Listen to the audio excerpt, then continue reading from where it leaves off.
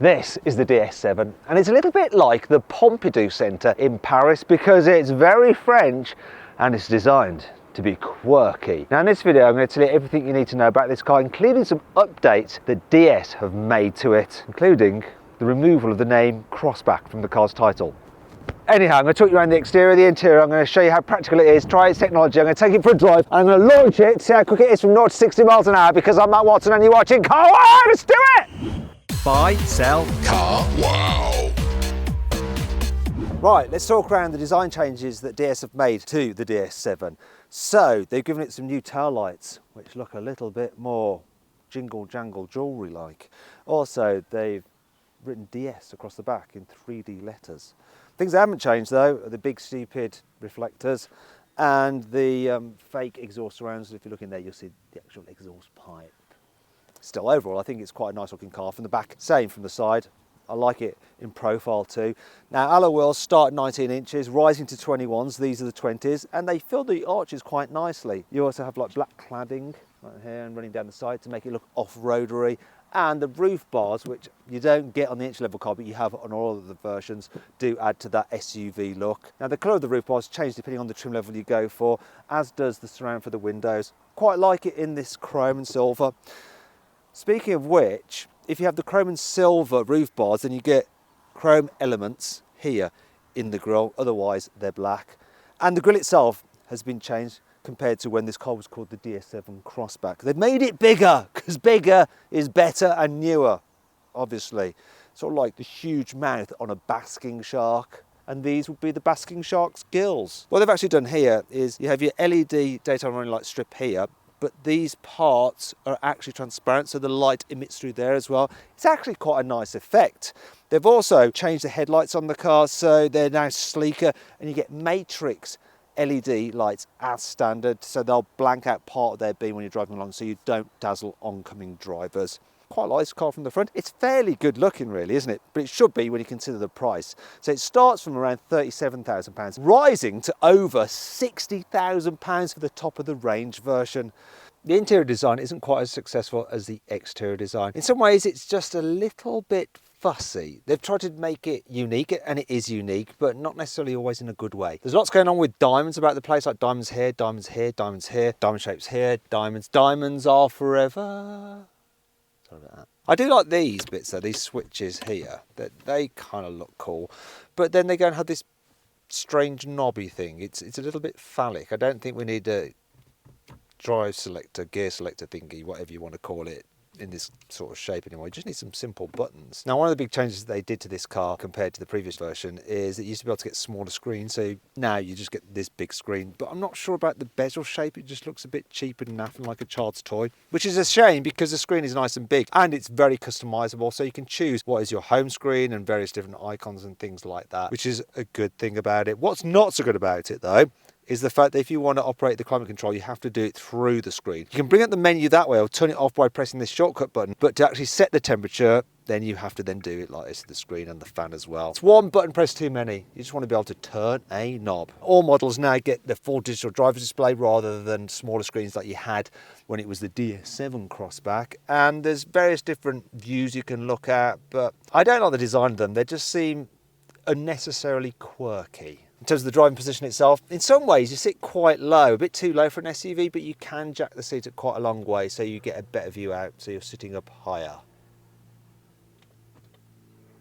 That's a little bit too high. Let's go back down again. And that brings me on to the view out the back window. It's quite a narrow back window, yet you have quite a large rear view mirror. They could make the mirror quite a bit smaller because you only really need to see out the back window in the mirror, don't you? You don't need the rest of it. I suppose you can be checking on your kids. Yeah, they should have made that smaller. Anyhow, interior quality, it's pretty nice. The entry-level car actually has Alcantara on the dash, and that doesn't work as well in this car. Alcantara is for sporty, racy cars, not something like this. Leather, much better. And generally, quality is pretty good. And look, the centre console is nice and solid. There's no wobble in it. But as you feel a bit lower down, things do start to feel a bit cheap. Speaking of which, I feel a bit cheap right now because while I have some switches there for various functions, there's one which seems to be like a timer for preheating the cabin. Yet when I press it, it doesn't move. Is it because this particular car doesn't have this feature? What's all that about, eh? Anyway, let's move on to practicality. So, decent under central cubby storage, a couple of cup holders there which aren't big enough. Oh, a lie. Are just about big enough for 2 bottles. You got some more storage here, and there's a USBs there, so they're USB-Cs and an old-fashioned 12-volt socket. Just shut that. And huge door bins, absolutely huge, and they're lined with felt so things don't rattle about in them. Look, massive. All quite practical here in the front. Let's check out the back seats though. So, knee room back here is fairly decent. You can slide your feet a little bit under the seat in front. It's also good that you've got a completely flat floor. That means that when you carry 3 people in the back at once, the person who gets the middle seat does have enough room to put their feet there. There's plenty of space for everyone's feet really. However, it's not the best for carrying 3 people in the back at once because the body is quite narrow. As a result, the people on the outer seats end up like rubbing their heads against this roof here, which isn't ideal. In fact, a Volvo XC40 has a bit more interior space. If you want to see my full in-depth video review of that car, click on the pop-out banner up there, or follow the link in the description below. Another thing worth noting is the fact that these seat bases, they're really nice and deep, which is good, and I love the contouring of the seats. It feels very expensive. However, you don't have very deep footwells. As a result, you don't get so much under thigh support as you otherwise would have unless you sit slightly at a jaunty angle. Are you jaunty? I'm jaunty. You've got to be careful if you go jaunty though, because the way this little console protrudes, the bit with the tri-zone climate control and a couple of USBs, you can sometimes end up bashing your knee on it, especially if you're like moving about a bit or like going across the car to get out through one of the other doors. I did that earlier, that's why I'm raising it right now, and my knee does still hurt. Speaking of hurt, if you're over 6 foot, you might find that headroom isn't the best. It doesn't help when you've got the panoramic glass roof because that does eat into headspace, but there is a solution. Certain models come with back seats that recline electrically, and doing that does give you a bit more headroom. But what about when it comes to fitting a child seat? Well, one issue is that the rear doors don't open that wide, so you do find a bit of a struggle getting a bulky seat in. However, while the Isofix angle points are a little bit hidden, they're actually very easy to get to, so it's quite simple to just locate the seat and lock it into place. And there is enough room back here to actually rotate a big bulky rear-facing seat round without having to push the front passenger seat forward, which is good. In terms of other features, like we have an armrest here with exposed cup holders, and they're really not very deep, so your drink's probably not going to stay in there. You have some pockets on the seat backs which are quite shallow. Can't fault the door bins though. Let me just get my bottle. They are a decent size, unlike in the front, also lined with felt. Anyway, that's enough about practicality here in the back seats. So let's see how practical this car is when it comes to carrying luggage. The boot capacity is 555 litres, which is slightly bigger than an Audi Q3, a little bit bigger still than a BMW X1, and a little bit bigger again than a Volvo XC40. It's a bit of a shame though that you do have a bit of a load lip to lift stuff over. Especially if it's heavy like that. Oh, bugger. But there are some nice features in this boot. So look, you have a 12-volt socket there. You also have some tie-down points. And underneath here is just a little bit of extra storage where you can keep your towing iron, stuff like that. Lovely, jubbly. Also, I like the fact that you have releases for the back seats here as well as on the top of the seat backs. Look, wah, cha-chong, like wee. Bit of a shame about this thing though, look. If you want to slide heavy things to the front, oh God, I'm going to do my back in doing this. This ridge is very annoying. What's even more annoying is that when this car was the DS7 crossback, you used to be able to get this false floor, which would mean that you had a flat floor, so you could slide things in dead easy. And while the ridges to hold it are still there, the actual item itself is not. Even the things that are designed to hold the false floor up when you're like putting stuff underneath it are still there. I mean, that's just lazy. Why have they deleted that item? What is that all about? It's just stupid. That actually brings on to 5 annoying things about the DS7 not crossback. Look at this, the glove box. It's tiny because you have the fuse box there. Normally what some manufacturers do is when they move the steering wheel across for right-hand drive cars, they also move the fuse box so that you have a full-size glove box. Not here. Not with the DS7. Thank you. If you need to be able to tow, this is probably not the car for you. You see the normal diesel can only tow 1.4 tonnes. The hybrid is just 1.2 tonnes. Now by comparison, a Lexus NX can tow 1.5 tonnes, a Mercedes GLA, an Audi Q3 and BMW X1 can tow 1.8 tonnes, and a Volvo XC40 can tow 2.1 tonnes. Oh dear. I can't believe some manufacturers still allow this to happen. Look, when you fold down the seat belts do that, and you push that back and they're snagged and it's all a bit of a faff. And that's not the only problem back here, because look. The rear windows, that's as far down as they go. That's it. The gear shifter pedals are useless. Reason being is that DS have mounted them to the steering column, which isn't a problem if the pedals are large, so that when you turn a wheel you can still operate the pedal. Or you can have them small but attached to the wheel, because then the pedal is exactly where your hands are. In this car, no. You turn like that and you go for a gear and you can't find it. The icons for the shortcut buttons are illuminated, but if you don't have the ignition on, you can still use the infotainment system, but for some reason the icons for the shortcut buttons go out, yet they still work as buttons. You just don't know what it is exactly you're pressing. Why? However, it's not all bad. Here's 5 cool things about the DS7. This car gets adaptive suspension as standard. Plus it has a feature where it uses a camera to read the road ahead, and if it sees bumps, it'll slacken off the suspension to take the sting out of them. As well as your normal driving mode, which is sport and all that kind of stuff, there's a 4-wheel drive mode. Now the car has selectable 4-wheel drive, so if it feels that you need some extra traction at the back, then it will make that rear motor provide some power to the rear axle. However, with the 4-wheel drive mode, it always has power on the rear axle, so that's probably handy if you're going off-road. Speaking of which, if you do go off-road into some mud, the good news is that, look, the doors, they cover the sills, so that when you do get out, if the doors and bodywork are covered in grime, you don't end up transferring that grime to the back of your trousers as you brush your legs over this sill while exiting. Good news that. DS is part of the Stellantis group, which also includes Peugeot. However, you can tell that DS is posher than Peugeot just by opening their bonnets and comparing the two cars. For instance, to hold up the bonnet with the Peugeot, you have to use this sticky dibbly didgeridoo thingy, it's the official name of it, whereas on the DS, oh no, none of that. Oh, pure luxury. We have gas struts. Oh, that's satisfying. You get a heated front windscreen, which can defrost in winter quicker than just using the normal heater. Plus, you have the washer nozzles for the windscreen in the actual windscreen wiper, so when you apply it to clean the windscreen and you're driving along, you don't get suddenly blinded, because it's not spraying up then wiping away, it's spraying and wiping simultaneously.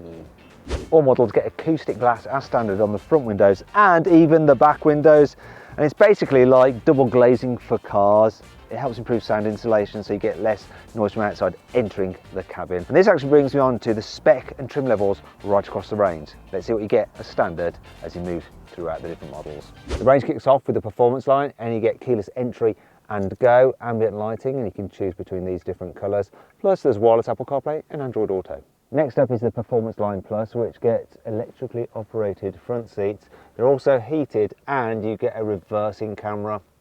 Then there's the Rivali, which has the pop-up clock. That's clock, by the way. And it also gets massage seats, which has funny names for the massage. This is called cat paw. It doesn't feel much like a massage though. It does actually feel like a cat just gently touching you. It's so weak, the massage. Moving on, the Rivali also gets adaptive cruise control, so it'll automatically keep you a safe distance from the car in front and steer to keep you lane, which is good. The next trim level up is called the Esprit de Voyage, which means the spirit of the journey. What a stupid name for a trim level. Anyway, it includes an electronic tailgate with, look, hands-free access. Oh yeah. Also, with the Esprit de Voyage, darling, you get ventilation for the front seats and this nice light grey interior. The silly trim level names continue with this car, which is the Opera. It has a panoramic glass sunroof, which opens and closes. A special button there that you can press to get access to a help centre, and you can say, help, I accidentally just shut myself in the sunroof. And you also get a wireless charging pad for your mobile phone. At the top of the range is La Première, and it has an upgraded focal stereo. You get 360-degree cameras, so cameras all around the cars, so you get a bird's eye view. Plus, it has night vision. Of course it does. So that's all the trim start with. What about the engine choices? The range kicks off with a 1.5 litre diesel with 130 horsepower. It drives the front wheels by an 8-speed automatic gearbox. In fact, all models get an 8-speed automatic gearbox. Then we have the plug-in hybrids. They all use a 1.6 litre turbocharged petrol engine, which drives the front wheels, mated to an electric motor. In the 225 horsepower version, that's your lot, it drives the front wheels. Then there's the four-wheel drive versions, which add an electric motor to the rear axle. Then you can get two versions of that car, a 300 horsepower version or a 360 horsepower version. Now though, let's find out what this car is like to drive. I'm going to start off by seeing what the DS7 is like to drive in town. So I've got it set up in electric only mode, and it will do over 40 miles under electric power load according to DS, and it can do over 80 miles an hour in electric only mode. Good thing about electric only mode is that it's silent. You can see silent, effortless and nippy enough around town. Really does just help with the driving experience. Also, one of the things I find sometimes with hybrid cars, the brakes can be a little bit grabby, because the first part of braking is regen for the batteries, and then the second part, it's the friction brakes, you know, we need to slow down really quickly. And sometimes manufacturers can struggle to blend the two together, but this does a good job of it. As for the suspension over bumps, it's a bit of a strange one, this. Certain bumps, like if I find some certain bumps like this ahead now, it's good at. You can tell that camera system's working, it's just reading the road and it's just slackening the suspension as you go over the bumps. However, sometimes it gets caught out, and I might have got caught out here because I want to test the turning circle. So it's 11.8 metres, which is pretty decent. You know, it's similar to its competitors. But is it enough to get around here? Indeed it is. And it was made easy by the fact that the steering is nice and light. Now, if the turning circle wasn't quite so good, I would have caused chaos there, but I haven't. I don't feel that I have. Everything is fine. Anyway, back to the suspension. You see, well, it is good at times. Other times you can tell that it hasn't quite read the road properly, and there'd be like a more hidden bump, and then you get a bit of a thwack. Right, here's an example. Oh, cheeky pothole. Seemed to have spotted that time. Right, let's see if we can get another one here. That's a bit cheekier. There. So that was a bit more hidden, and then you felt a bit more. Another thing about the suspension is that when I drove the diesel version of this, the previous generation, it was all very soft and relaxing over all surfaces. This one, it feels a bit firmer. Now, part of the reason for that is because it's the plug-in hybrid, and because you've got the addition of electric motors and batteries, this car's heavier, about 300 kilograms heavier than the diesel. So this weighs in at 1.8 tons, diesel's like 1.5 tons. And that's a big difference. You see, if your car's heavier, you have to fit it with stiffer suspension, and that is what's happened here. See, when you're driving along, while the car can deal well with like obvious bumps and bigger bumps, like the small imperfections in the road, it doesn't deal with so well, and as a result, it just seems to fidget a bit. Whereas the diesel DS7 I drove a few years ago, that just seemed all nice and squidgy over all surfaces and perfectly relaxing. It's a bit of a shame that. One of the things I like about this car is that it does hold you in electric only mode, so you can accelerate hard and it will keep it in electric, won't suddenly bring the engine in, unless you push the accelerator so far that you activate a switch, and then it basically brings in the petrol motor. And here's an example. So I want to accelerate now to overtake this car in front. I'm going to floor it, and off we go. The petrol motor kicks in, and now we're flying. And it's pretty quick, this is actually. You notice that when you put your foot down, there's the initial part of the acceleration is done with electric power, and then you feel more of a surge as the petrol motor then takes over. It does mean it's responsive though, the fact that you've got that fill-in while the petrol motor and the gearbox decide what to do. It's not the smoothest, but it does just help with your progress. Speaking of progress, when you're cruising along, there's a little bit of wind noise. I'm noticing road noise a little bit more than in some competitors from Audi or Mercedes. Speaking of which, if you want to see my full in-depth video review of the Mercedes GLA, click on the pop-out banner up there. I'll follow the link in the description below. And that brings me on to the fuel efficiency. So this plug-in hybrid is supposed to do 250 miles to the gallon. No, over 300 or so miles of use, this car has averaged 33. Now imagine part of the reason for that is that the people who've been using it have been journalists like me. They haven't had the ability to plug in the car and use it as it's supposed to be used. As a result, it's just been running on its petrol engine most of the time as a normal hybrid. But still, I think if you're doing regular long distances, you're better off with the diesel. I will tell you one slight advantage of the hybrid over the diesel that I drove a few years ago. And that car seemed to lean quite a lot in the bends. This one though, seems to stay a lot flatter. That could be a trade-off of it having that stiffer suspension. I've got it in sports mode and that has stiffened up the suspension. It's improved the throttle response. You don't think of this as being a quick car, but it has actually got 300 horsepower, so it goes all right. Is it the kind of car that you want to thrash down a back route? Well, it's a little bit of an odd one because while it does stay pretty flat in the bends, what happens is that while it doesn't lean much, the front tyres seem to just run out of grip and they push on. So you're going into a corner, you think, oh, this is nice and flat like a sports car, and you turn the wheel for it to go around a corner and it's just going wider than you imagined. That's a bit of a problem. Also, there's literally no point of using the paddle shifters for the gearbox. Like I said earlier, you can't really operate them when you're turning the wheel because you can't find them. What I can't fault though is the acceleration out of a bend. Because you've got a little bit of help from an electric motor on the rear axle, you do get pushed out of the turns, but then once again if you get too carried away you start running wide. Okay, now I'm going to launch this car to see how quick it is from 0 to 60 miles an hour. First of all, in electric only mode, so here we go. That actually picked up pretty well. What's it going to do? 11.28. I think that is pretty good for electric only mode, and it gives you an idea of just how punchy it feels on electric only mode. It's not hot hatch quick, but it's okay family car kind of speed. Okay, let's do it again, but this time with the petrol engine working too. Let's see what happens now. I'm in sports mode, engine running, gonna hold it on the brake.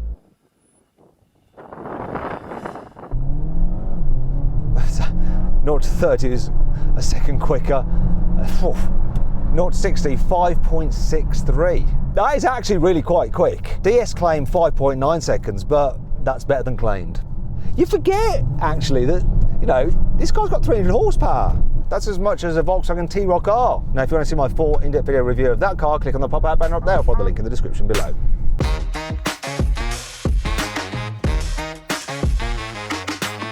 So then, what's my final verdict on the DS7? Should you avoid it? Should you consider it? Should you shortlist it? Or should you just go right ahead and buy it?